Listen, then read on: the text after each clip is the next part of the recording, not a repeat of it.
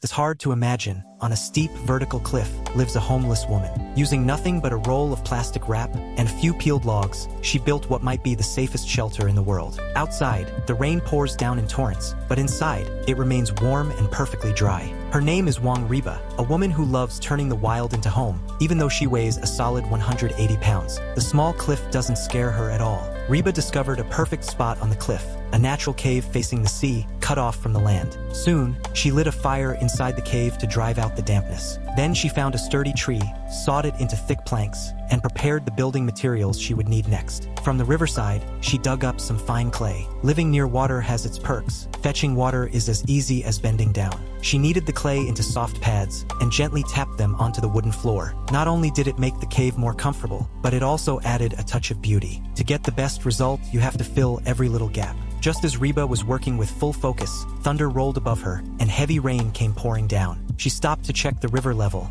Thankfully, the water hadn't risen much. After the storm passed, she went back to work on the shelter. She gathered reeds, and using a clever lashing technique she learned online, bound them tightly together. A beautiful home must be built by one's own hands. Though she could easily charm you with her looks, Reba chooses to win you over with skill and effort. Before nightfall, she cut down a dead tree to build an outer wall for the cave entrance. She drilled holes, joined the logs into a frame, and carved out matching grooves. Piece by piece, she built a sturdy wooden door. To make it open and close smoothly, she connected the joints with wooden pegs, a perfect natural hinge. Because the forest is full of rain, insects, and ants, she wrapped the structure tightly with plastic film, layer after layer, until it was completely sealed. Even the walls were reinforced the same way. Tied with hemp rope at the top, they could even act as a 180-degree panoramic window. And you know what? The shelter actually looked quite impressive. Living inside felt like being wrapped in your own cocoon. When the heavy rain came again, the plastic wrap showed its real power. Not a single drop leaked in, and the sunlight shining through made it look amazing. The best part? No risk of anything collapsing or leaking.